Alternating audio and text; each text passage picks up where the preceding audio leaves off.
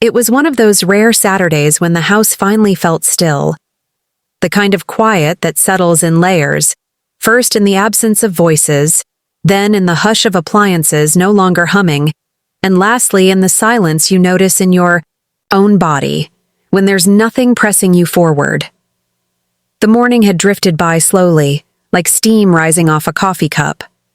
My husband was away on a work trip, and my stepson, Evan, had packed an overnight bag for a sleepover with his friend, Colin, across town. I had the house to myself, a luxury I rarely tasted. The weather outside leaned gently into summer, not hot, but warm enough that the windows were cracked open, the curtains swelling with the occasional breeze.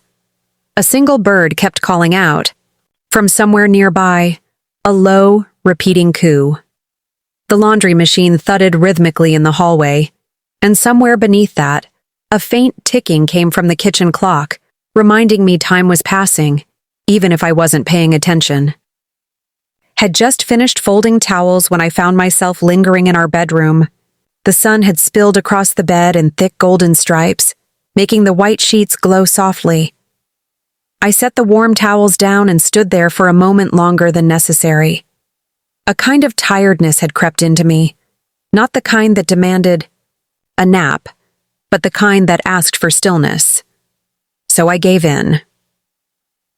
My skin was sticky from moving around, and I peeled off my jeans and shirt, tossing them carelessly onto the hamper. The air on my skin felt good. I stood there in my underwear, a black cotton set I wouldn't wear in front of anyone but myself, and stretched, my arms reaching toward the ceiling. My spine cracked pleasantly. The house felt like a bubble, empty, safe, and entirely mine. I sat on the edge of the bed, letting my body slump forward as I rubbed the back of my neck. The fan above me whirred lazily. I thought about showering but couldn't summon the motivation. Instead, I just breathed in, trying to make the most of the quiet. I had always struggled to find a rhythm in this house since moving in 2 years ago. It was filled with the kind of memories that weren't mine, family pictures on the wall from before I arrived, scuff marks on the kitchen counter from childhood experiments I hadn't witnessed. Evan was polite but distant, a teenager whose loyalty was wrapped around the memory of a mother I could never replace and wouldn't try to. Most of our conversations were short and formal, full of sidesteps. He was 15 now, tall for his age, awkward in the way boys can be when they're still figuring out how to hold their own height. But today, the distance felt momentarily irrelevant. The house didn't feel like someone else's. It felt like mine. For once, I wasn't navigating anyone's moods or schedules. I wasn't trying to tiptoe between mothering and not overstepping. I was just a woman in her own home, in her own skin, grateful for a brief moment of privacy. I leaned back onto my elbows, staring at the ceiling, letting the quiet wrap around me like a warm blanket. Somewhere, the washer finished its cycle, its final beep echoing faintly down the hallway. I didn't move. Not yet. The irony, I suppose, is that peace doesn't announce its end. It doesn't ring a bell or give a countdown. It just vanishes, abruptly, without warning, like someone yanking a needle off a record. But in that moment, I didn't know what was coming. I only knew that the house was still, the windows open, and the sun warm on my skin. It started with the sound of the front door. Not a knock, not a bell. Just the unmistakable metallic clunk of the deadbolt turning, followed by the gentle swing of the door hinges. At first, I didn't react. My mind was suspended in that dazed, half-thought state. Maybe it was just a neighbor's door or a noise from outside. But then came the second sound, a backpack hitting the floor. I froze. The stillness that had been so comforting moments ago suddenly turned electric with unease. My stomach tightened, my ears stretching to catch more. Footsteps. Not heavy ones. Light, quick, hesitant. That's when I knew. "Evan," I called out, my voice catching halfway through his name. It came out thin, uncertain, almost hoping to be wrong. Silence. Then, "Yeah," he answered from somewhere near the stairs. "It's just me." I sat upright in one jerky movement. My heart was already pounding.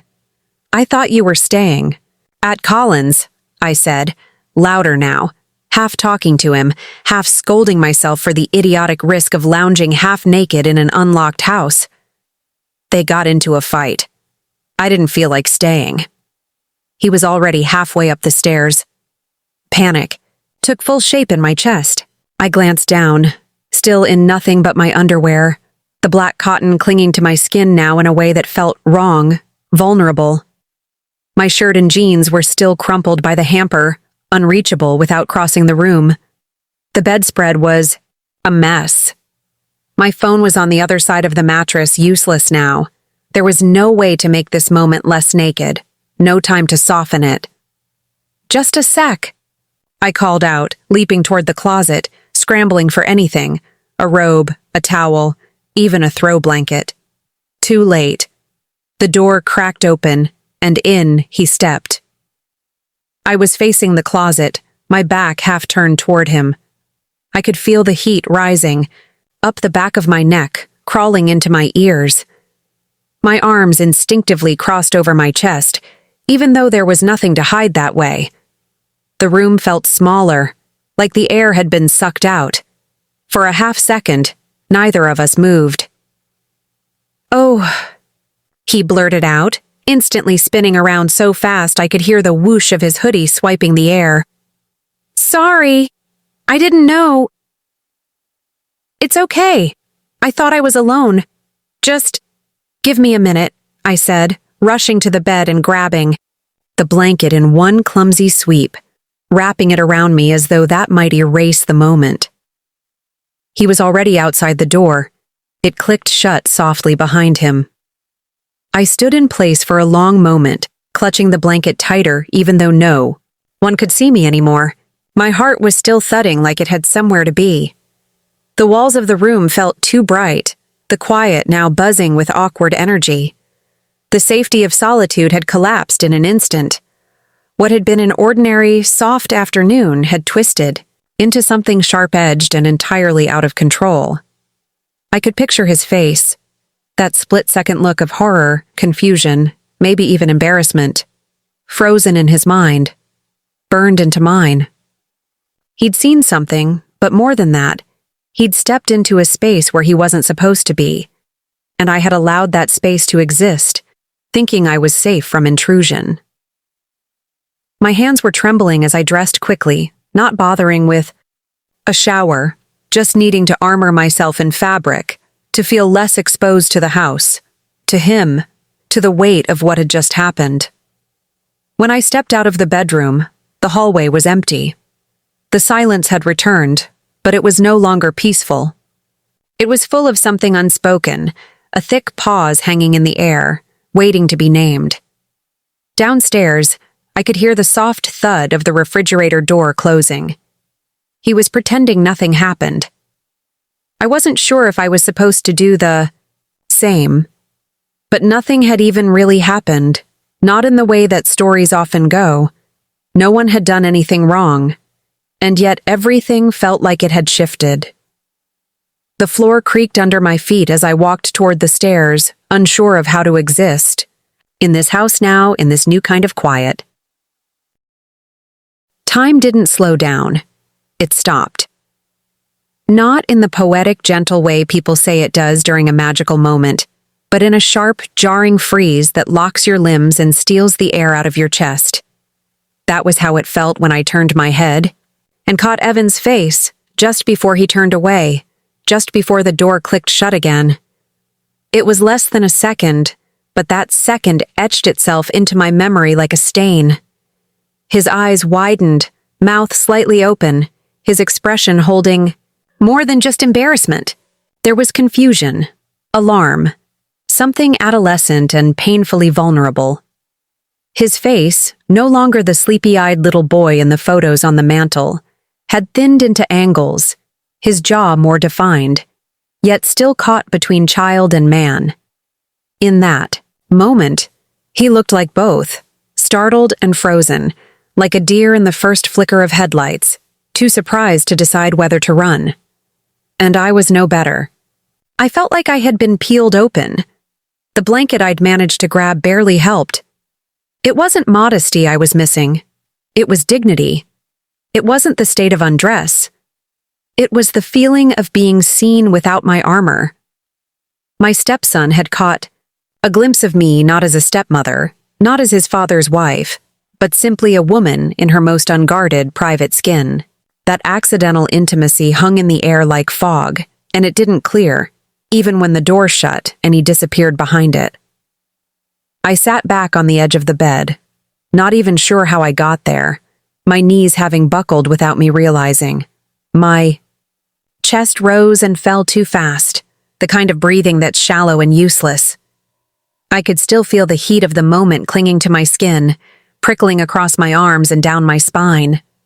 I kept seeing his eyes, that blink of hesitation.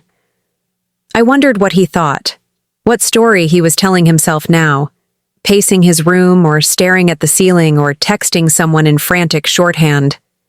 I had known that boys his age had wild imaginations, that they built entire stories from seconds. I didn't want to know what this one would become. The line between us had always been uncertain.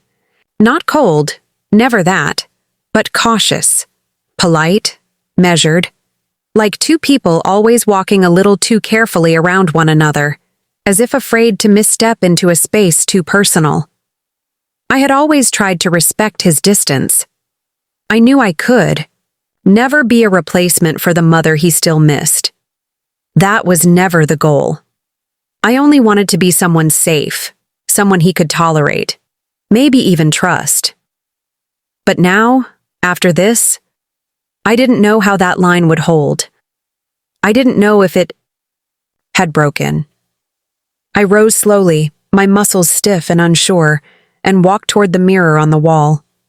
It wasn't vanity. I just needed to look myself in the eye to see what he might have seen. The reflection that stared back didn't seem like someone who had done anything wrong.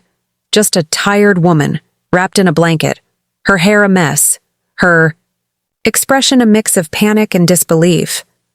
A woman who had only wanted 1 hour of peace in her own home and had instead stumbled into a moment she couldn't undo. I stayed there for a long time, not moving, just letting the weight settle in my shoulders.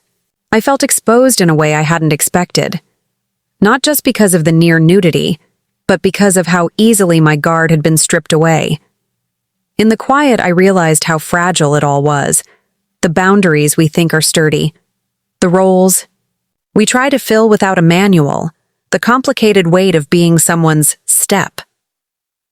Through the thin wall between us, I could hear the faint creak of his floorboards. He was pacing. Maybe he was trying to forget. Maybe he was waiting for me to pretend nothing happened. Maybe he was as frozen as I had been, not sure how to thaw. But I didn't move.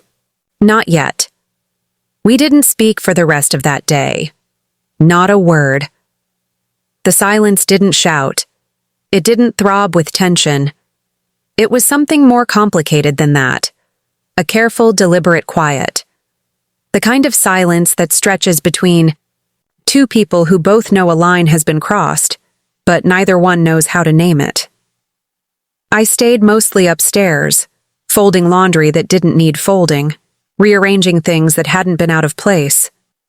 My mind looped around the moment again and again, rehearsing what I could have done differently, as though rewinding the memory enough times might eventually unravel it. Evan stayed downstairs, tucked away in the living room, headphones on. Saw him once from the hallway when I was heading to the bathroom. He was curled up on the far end of the couch, knees pulled to his chest, staring at a video game that he wasn't really playing. His face was unreadable from a distance. That was probably a mercy. Dinner time came and went. I left a plate on the counter for him, then went back upstairs, listening for the sound of cutlery. I heard it eventually. He didn't thank me, and I didn't expect him to. We were both pretending not to need what we didn't know how to ask for. I thought more than once about knocking on his door, about sitting him down and saying something, anything, that I was sorry, that it was an accident, that I wasn't trying to be careless or inappropriate or weird. That being a stepmother sometimes felt like walking barefoot across a floor covered in glass, always trying not to get cut, always hoping the next step won't be the one that draws blood. But every time I made it halfway down the hall, I stopped. The words in my head sounded too adult, too formal, too clinical. I didn't want to embarrass him more. I didn't want to make it worse by dragging the moment out into daylight. What would I even say? Instead, I kept playing the scene over in my mind. Not the second he opened the door, but the second just after, the way he froze, the way he apologized before disappearing. I kept thinking about how boys are taught to look away, to pretend they didn't see, to move on. But I also knew that silence doesn't make things disappear, it just tucks them deeper.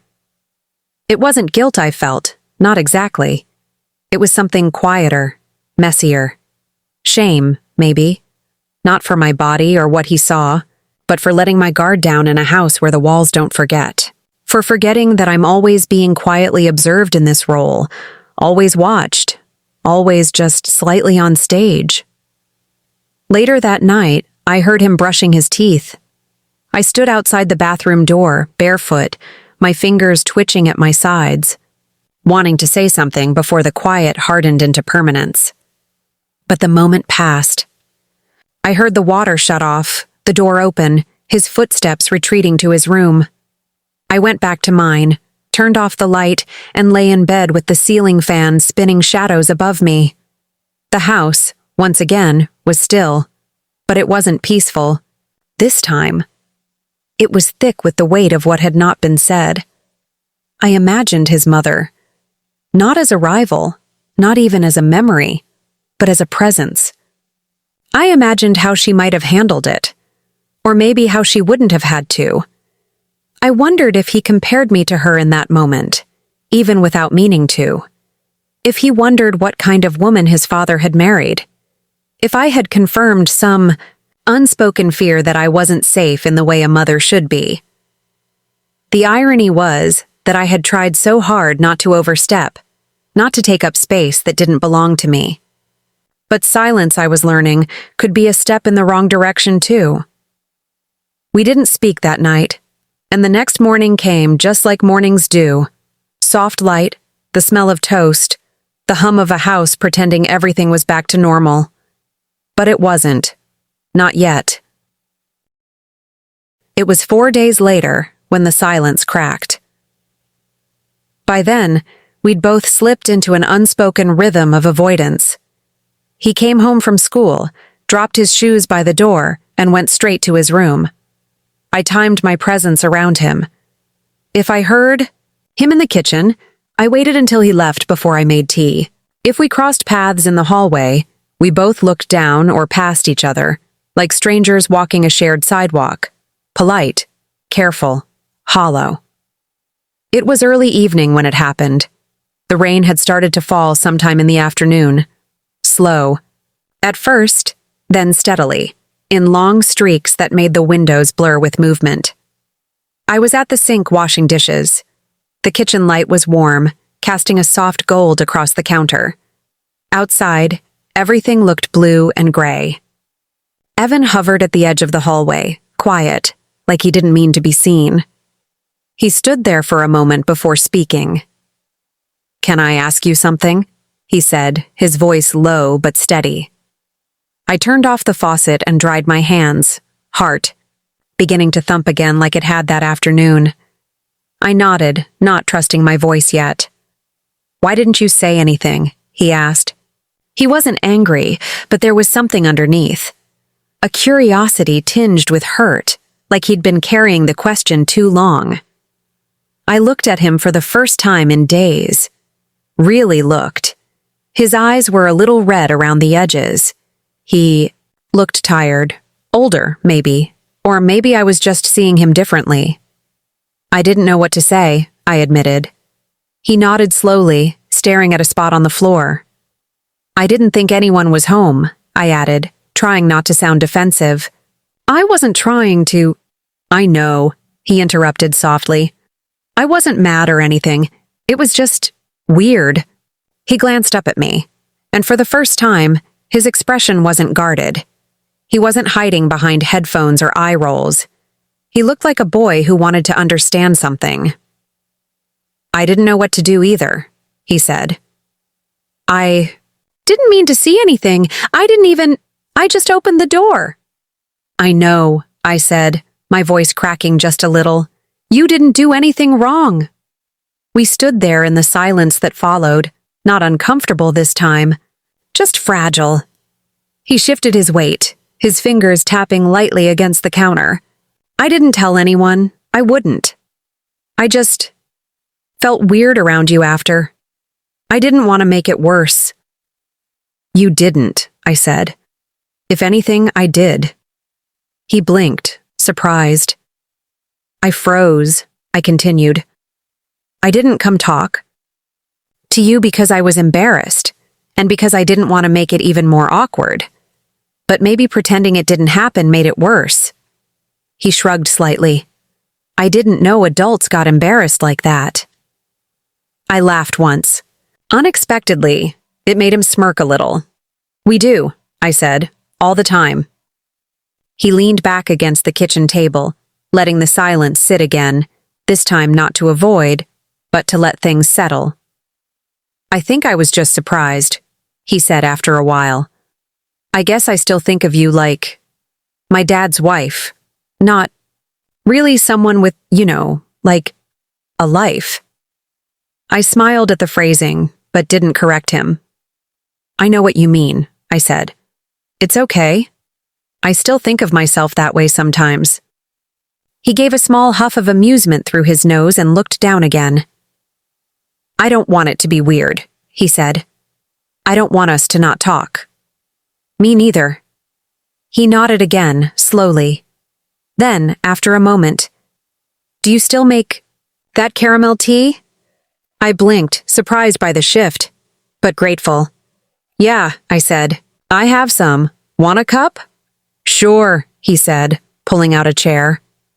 I turned back to the kettle, hands steady this time, and reached for 2 mugs from the cabinet. Behind me, I heard him exhale, not heavily, but like something he'd been holding on to had finally let go. It's strange how healing doesn't announce itself. There's no drum roll, no single defining moment. Sometimes it just shows up in the quiet, in the small ways people begin to look each other in the eye again, or sit in the same room without needing to fill every second with words. That night, after our talk in the kitchen, we both lingered longer than usual. He drank the tea slowly, even though I knew he didn't really like caramel. He had once told me it reminded him of cough syrup, but he drank it anyway. Maybe it was a peace offering. Maybe it was just comfort. I sipped mine in silence too, letting the warmth settle somewhere deeper than my stomach. He didn't rush upstairs afterward like he normally did. Instead, he sat at the table, his fingers absently spinning a teaspoon. I stayed nearby, wiping down the counter twice, then organizing the mail pile that didn't really need organizing. Neither of us said much more, but it didn't feel unfinished. It just felt settled. The next morning was the first time in days he didn't avoid me. He walked into the kitchen while I was pouring cereal and gave me a quiet, "Morning." His voice cracked slightly, still waking up. He scratched at his messy hair and rubbed his eye with the back of his hand, and for a moment, he looked like the 10-year-old he used to be when I first came into his life. I smiled without meaning, too. "Morning," I said. He poured his own bowl beside mine, his shoulder bumping lightly against mine as he reached for the milk. No tension, just natural. I don't think he even realized it. That small contact, insignificant as it might seem, felt like something important, like a door had been cracked back open. Over the next week, the rhythm of the house shifted again. Not dramatically, just enough to feel different. He started sitting at the table when I made dinner, even if he didn't always talk.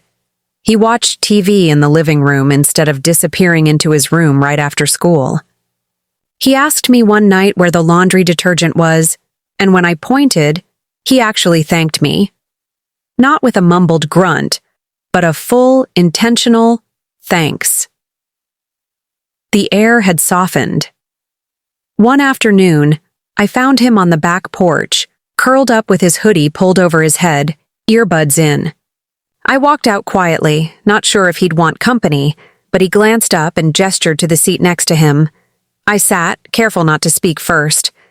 He pulled one earbud out and offered it to me. "Want to hear this part?" he asked. "It's got this crazy guitar solo." I listened. It was loud, chaotic, but in that expressive way only teenage boys seem to understand. I didn't love the music, but I loved that he wanted me to hear it. We didn't talk about that day again. We didn't need to. It had happened. It had shifted something. And then we had managed, gently, slowly, to find our way back. Or maybe forward. There were still small flinches. A glance held a little too long. A moment in the hallway where we both stepped, aside at the same time and laughed nervously. But the shame had faded, replaced by something quieter, understanding maybe. A mutual, silent agreement to see each other more clearly now, and with more grace. One evening, as I folded laundry in the living room, he passed by on his way upstairs. "I like the way the house feels now," he said, without turning to look. At me. I looked up, surprised, but smiled. "Me too," I said, and I meant it. The space between us wasn't just healed, it was transformed, made into something stronger, not despite what happened, but maybe because of it. We had seen each other, not just in a literal, accidental way, but fully. In fear, in confusion, in vulnerability. And instead of running from it, we'd chosen, in our own quiet ways, to stay. Sometimes healing looks like caramel tea, or shared music, or a simple, steady good night exchanged across the hallway. And sometimes it just looks like two people learning how to live beside each other again. Let me know if you'd like the full story compiled into one piece, or adapted, further,